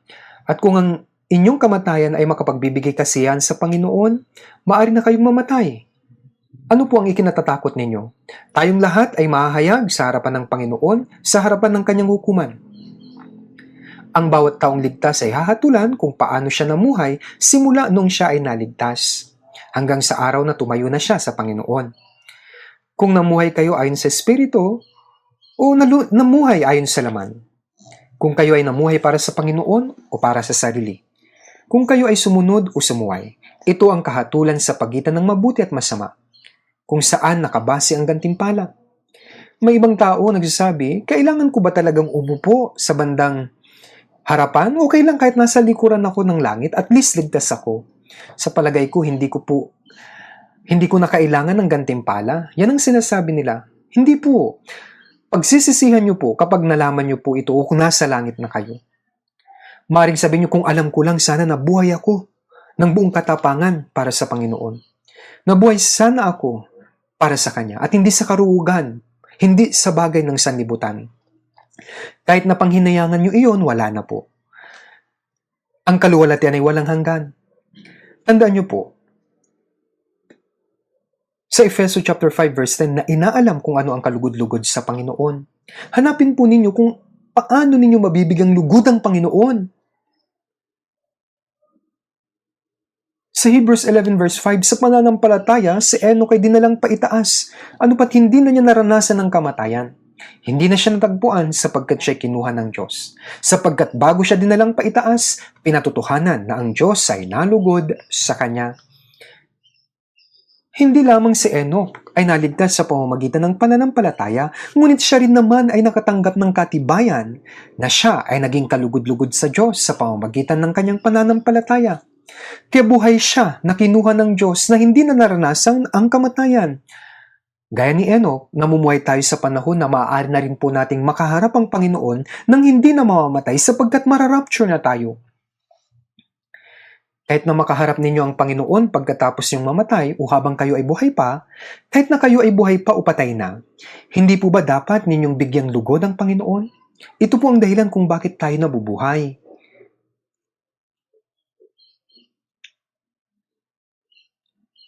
Kahit na gustong-gusto niyong gawin ang bagay na kinapupuutan ng Panginoon, hindi niyo dapat ito gawin. Kahit na anong uri ng kahirapan at pagdurusa meron kayo, kung nalulugod ang Panginoon, kailangan niyong magpatuloy. Kaya sa 1 Corinto 10:31, kaya kung kayo man ay kumakain, umiinom mo anuman ang inyong ginagawa, gawin ninyo ang lahat sa ikaluluwalhati ng Diyos. Kahit na ako ay kumakain, anuman ang ginagawa, kailangan kong isipin kung mayroon ba akong magagawang anuman para sa Panginoon sa aking pagtatrabaho. Hindi ko na po ito naririnig ngayon, ngunit naririnig ko ito ng ilang beses noon. Sabi ng isang sister pastor, bukas po ay aalis na ako ng Korea para bumisita sa ibang bansa. Okay, sabi ko, mayroon bang church doon? Wala po sabi niya. Kung gayon, bakit ka pupunta doon? Para mamuhay ng maayos? Bakit po? Ayos lang naligtas ka at mag-abroad para maging maayos ang buhay at kumita ng pera? Ngunit walang kabuluhan na sabihin ito kahit naligtas ka pa. 100% mali po ang ganitong pag-iisip. Tingin mo ba hayaan ka lang ng Diyos? Kahit namang ibang bansa ka, magpakasal ka, naghahanap ka ng trabaho, kahit ano pa man yan, kahit umiinom, kumakain, gawin dapat ito para sa kaluwalhatian ng Diyos. Kung hindi, ito'y kasalanan. Sa katunayan, hindi po yan kalayaan. Hindi pwedeng mabuhay tayo ng malayo sa Panginoon. Yung isda po ay hindi mabubuhay kung aalis siya sa tubig, tama? Ngayon paano mabubuhay tayo na hiwalay sa kamay ng Panginoon? Tingin mo po ba hahayaan ka ng Panginoon na mabuhay ng gayon? Kung kaya mong mabuhay sa iyong sarili, kung gayon, baka una, sa simula pa lang, hindi ka talaga naligtas.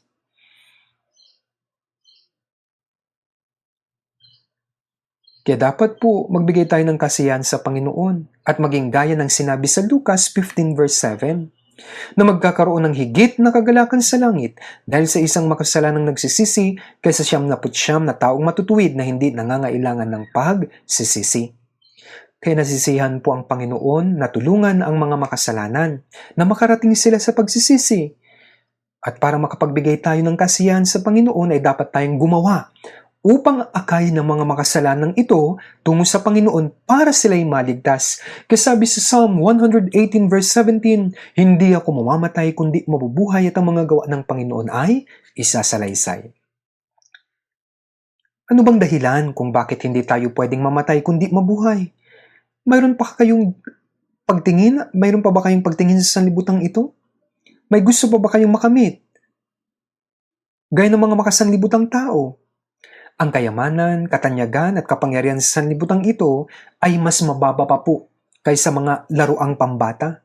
Hindi yan mahalaga para sa atin. Kung tayo man ay maghirap, magdusa, inuusig, hindi ito mahalaga. Kung ang Panginoon nalulugod, kung gayon okay na, masaya na tayo.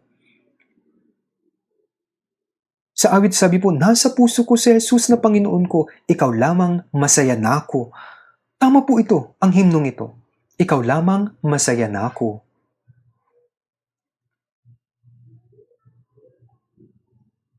Sa awit 66 verse 16, kayo magsiparito at iyong digin. Kayong lahat na natakot sa Diyos at ipahayag ko kung ano ang kanyang ginawa para sa aking kaluluwa. Kaya dapat nating ipangaral ang mga bagay na ginawa ng Diyos para sa ating kaluluwa. Doon sa mga taong nasa paligid natin na hindi pa po ligtas. Sa mga taong magpahanggang ngayon ay patakbo sila sa impyerno. Sigawan niyo sila, hello, saan ka pupunta? Mag-usap tayo kahit sandali. Alam mo bang daang nilalakaran mo? Dapat na may sabihin tayo sa kanila. Naririnig man nila ito o hindi, dapat pa rin tayong mangaral. Kaya sabi po ni Pablo sa Gawa 20 verse 24, ngunit hindi ko itinuturing ang aking buhay na mahalaga sa aking sarili, upang maganap ko lamang ang aking katungkulan at ang ministeryong tinanggap ko sa Panginoong Hesus na magpatutuo sa magandang balita ng biyaya ng Diyos. Si Apostol Pablo ay hindi lamang basta nagsasalita, kundi upang ipangaral ang tunay na ebanghelyo, siya naging hubad, nagutom, nakatulog, hindi makakain, nilamig, nanginginig at maraming beses nang binugbog, nakulong, pinagbabato at namatay. Kinaladkad siya palabas, ngunit muli siyang nabuhay at muling nangaral ng ebanghelyo. Sa huli namatay siya. Pinugutan siya ng ulo habang pinapangaral niya ang ebanghelyo sa Roma. Siya'y dapat nating tularan. Kailangan nating sundan ang kanyang yapak. Alam niyo po kung saan tumutulo ang pawis, luha at dugo, ang buhay Kristyano ay taimtim na paglakad na pinapasa ng krus at sumusunod sa bakas ng pagdurusa ng Panginoon. Huwag niyo po itong mamaliitin. Ngunit mayroon pong nagsabi, gaya ng kailangan ko lang gawin na mabuhay ayon sa gusto ko at magpabalik-balik sa church building. Pero ano bang espesyal doon? Totoo ba? Hindi po ganyan ang Christian life. Ito ang buhay ng ating puso at buhay ay tunay na sumusunod sa Diyos. Yan ang Christian life. Ito ang sinabi ni Pablo kay Timoteo bago siya mamatay. Sabi po niya sa 2 Timothy chapter 1 verse 8, sinabi niya kay Timoteo, huwag mong ikahiya ang pagpapatutuo sa ating Panginoon ni sa akin na bilanggo niya, kundi makipagtiis ka alang-alang sa Ebanghelyo ayon sa kapangyarihan ng Diyos. Yan po ang kanyang sinabi. Kaya saan kumikilos ang kapangyarihan ng Diyos? Kumikilos ang Diyos kung nagdurusa tayo para sa Ebanghelyo. Ang gawain ng Banal na Espiritu ay ipangaral ang Ebanghelyo ng biyaya na magliligtas sa mga kaluluwang nawawasak dahil sa kanilang kasalanan.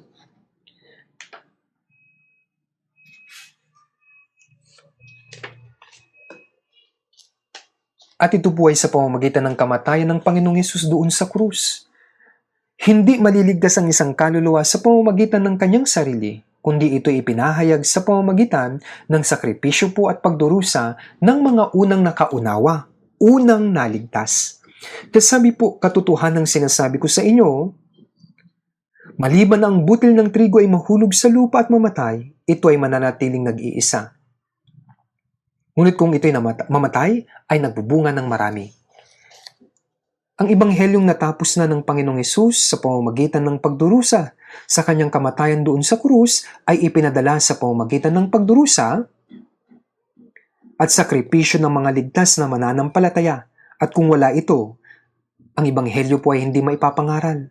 Kung nabubuhay tayo ng komportable at sasabihin nating manampalataya kay Jesucristo, magandang maging ligtas at sasabihin nila, maniwala, ikaw muna. Sa Kawikaan 19 verse 6, sabi po, marami ang naghahangad ng pagpapala ng taong may magandang loob at ang bawat tao ay kaibigan ng nagbibigay ng mga handog. Ibig sabihin ng pagpapala ng taong may magandang loob ay pagbibigay.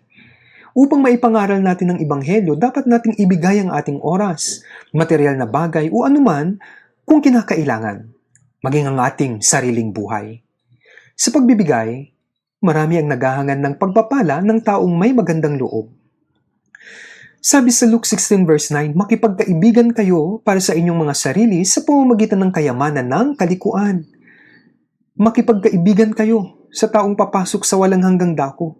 Gamit ang walang kabuluhang kayamanan ng sanlibutan ito, ibig sabihin hayaang magkaroon nito ang mga ligaw na kaluluwa upang in return magkaroon sila ng kaligtasan. Kailangan na maging handa tayo na isakripisyo ang ating oras, material na bagay, lahat, maging ang ating sariling buhay. Maipangaral lang po yung pong Ebanghelyo ng may kusang loob. Alam niyo po ba kung gaano karaming tao ang namatay para sa Ebanghelyo? Marating lamang tayo nito ngayon. Hindi maaari na maliligtas yung iba nang walang sakripisyo.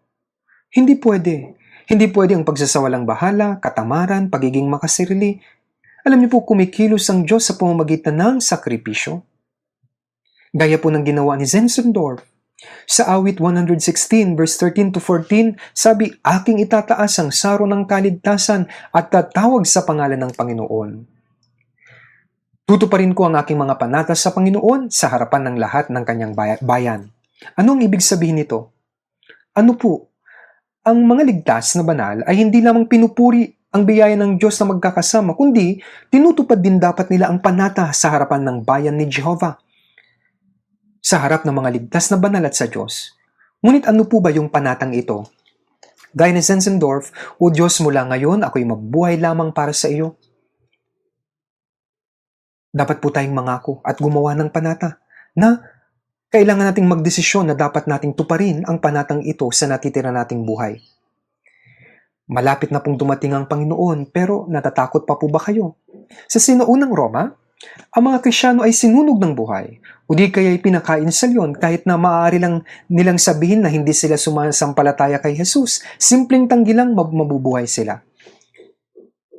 Pero hindi ganun ang kanilang ginawa. Umawit sila ng mga himno hanggang sa sandali ng kanilang kamatayan. Kahit sinugin, kahit ipakain sa leon, hindi nila itinanggi si Jesus. Malinaw itong makikita sa pelikulang Quo Vadis. Hango ito sa totoong buhay. Ito ay tunay na nangyari. Kung paano sa panahon natin ngayon mangyari rin ito? Handa po ba kayo? Ngunit bago yan, dapat natin isipin ang pamumuhay natin para sa Panginoon bago tayo mamatay para sa Kanya. Maraming bagay na maaari nating gawin sa natitira nating buhay. Oras, dapat nating gawin ang kaya kong gawin. Kung hindi natin kaya, hindi tayo pipilitin ng Panginoon. Ang Panginoon po ay nagbibigay ng tapang at lakas sa gagawa nito. Siya'y nangako na kung mabubuhay tayo para sa Panginoon, ibibigay niya ang lahat ng bagay na ating kinakailangan at dapat din tayong maniwala dito. Kaya nga, sa Kawikaan 11 verse 24, may taong nagbibigay ng masagana at lalo pang yumayaman. May nagkakait ng dapat ibigay, ngunit naghihirap lamang.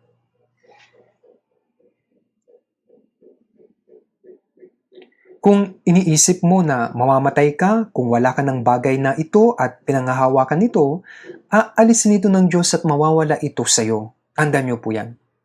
May mga taong nagbibigay ng masagana at pinapayaman tayo ng Panginoon. Sabi po sa 2 Corinthians 9 verse 6, at ito ang ibig kong sabihin.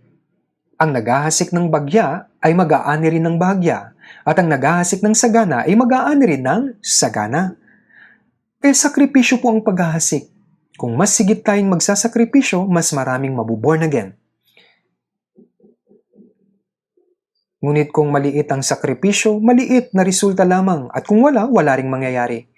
Kung idadalangin natin ng pag-i-evangelize, kailan maliligtas ang mga ligaw na kaluluwa? Wala ba tayong tapang na magsakripisyo ng ating puso, oras, kayamanan, maging ang ating mismong buhay para sa Ebanghelyo? Ang gawain ng Diyos ay nagagawa at naisa sa katuparan po sa sakripisyo. Pag-aali ng sarili. Ang mga nagnanais mamatay ay iniingatan ng Diyos na huwag mamatay. Hindi tayo namamatay hanggang sa matapos natin ang gawain ng Panginoon. Huwag tayong mamatay. Mayroon pa tayong gawain. Ako po ay mahina pa rin. At alam niyo po, noong nakaraang araw, October 31, 58 na po na years, 58 taon na po yung nakalipas mula nang naligtas po ako. Napakahina ko po, subalit sa palagay ko ay nabuhay ako hanggang sa aking makakaya. Ngayon kung kukunin man ako ng Panginoon, wala akong pagsisisihan. Umaasa lamang po ako na wala sana akong anumang dapat na ikahaya sa harapan niya. Hindi ko na po alam kung ilang oras pa ang mayroon ako. Subalit, hinihiling ko po sa Diyos na kung maaari, kunin niya ako kapag tapos ko na ang aking gawain. Ito po ang kagustuhan ng aking puso. At kapag tapos na po ang aking gawain, wala na pong anumang dahilan upang manatili pa ako sa mundong ito. Walang pagsisisi, walang pag-asa sa anuman. Mas maganda nang pumunta sa Panginoon. Gayunpaman, sabi sa 1 Corinthians 10 verse 33, kapakanan ng marami.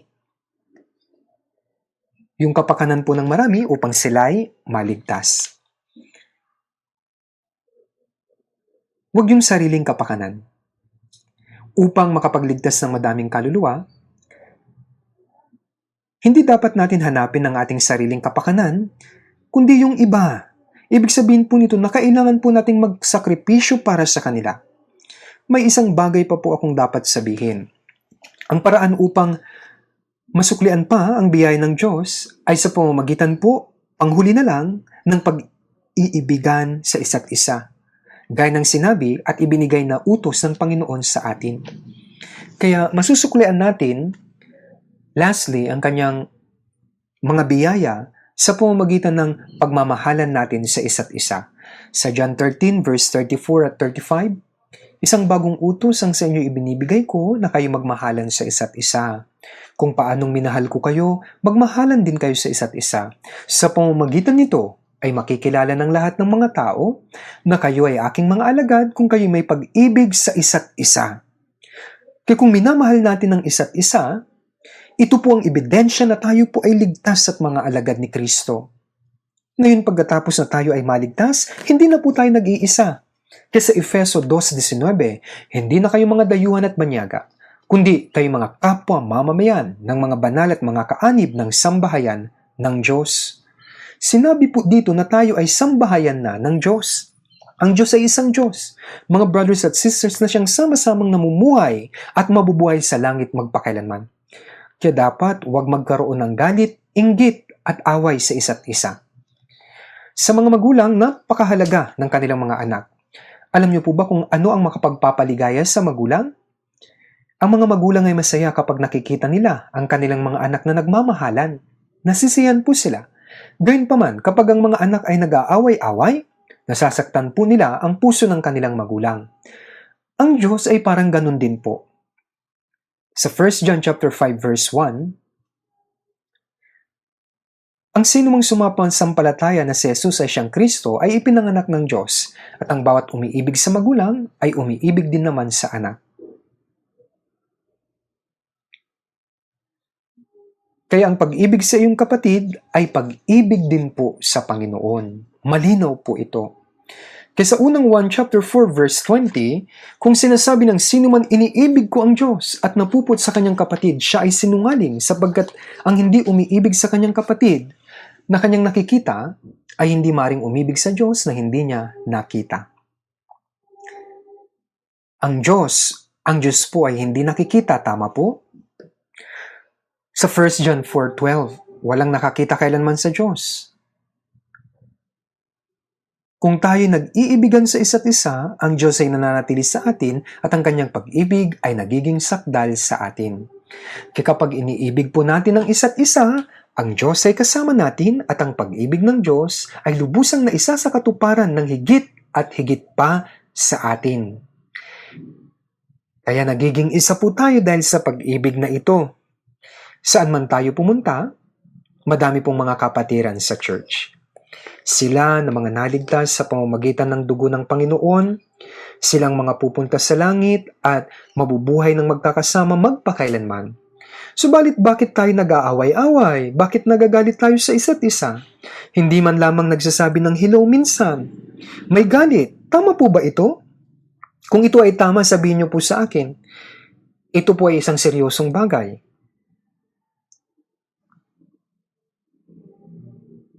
Tandaan natin, ang pag-ibig ay matiisin. Hindi pinipilit ang sariling kagustuhan. Hindi magaspang ang kilos, hindi nagtatala ng mga pagkakamali.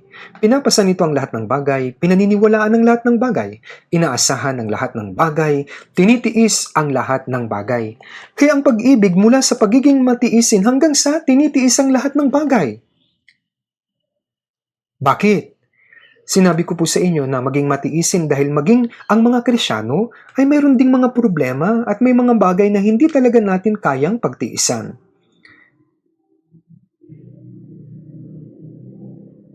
Kung may mga bata na mabuti na sumusunod ng husto, pero may mga bata na sakit din sa ulo. Subalit mahal pa rin sila ng magulang. Dahil tayo po ay magkakapatid, mayroon po sa ating magandang bagay at may mga kahinaan din. Mas magandang makita natin ang kagandahan. Ito po ay mahalaga. Ito po ay isang paraan upang suklian ang biyaya ng Diyos. Kaya dapat ibigin natin ang isa't isa, magtulungan, sumunod tayo sa Diyos na magkakasama. At tayo po ay haharap sa Diyos na siyang malapit ng dumating. Kaya mamuhay po tayo ng husto hanggang sa araw na ito. Ito ay paraan upang suklian ang biyaya ng Diyos. Kaya, ibigin natin ang isa't isa, sundin ang salita, luwalhatiin ang Diyos sa pamamagitan ng buhay at kumilos ng husto para iligtas sa mga ligaw na kaluluwa. Wala na tayong sapat na oras, kaya sa pagdating ng Panginoon, umaasa po ako na tayo ay makakapamuhay ng buhay na karapat-dapat sa papuri at kaluwalhatian na walang anumang pagsaway. Hanggang dito na lamang po. Manalangin po tayong lahat. Aming mahabaging Amang Diyos, salamat po sa pagliligtas niyo sa amin sa huling panahon. At sa natitira naming buhay, naway makapaglingkod po kami sa inyo at masuklian ang inyong biyaya. Ano po ang aming magagawa upang suklian ang dakila at kamanghamanghang biyaya ng Diyos na ibinigay sa amin? Binili niyo po ang aming katawan at kaluluwa sa pamamagitan ng dugo ng Panginoon. Kaya pakiusap, gabayan po ninyo kami na makapamuhay lamang para sa inyong kalooban at kaluwalhatian. Ingatan po ninyo kami na walang sino man ang matisod at naway tulungan niyo po kami na makapamuhay sa natitira naming buhay na karapat-dapat sa papuri, karangalan at kaluwalhatian sa harapan ng Panginoon. Amen.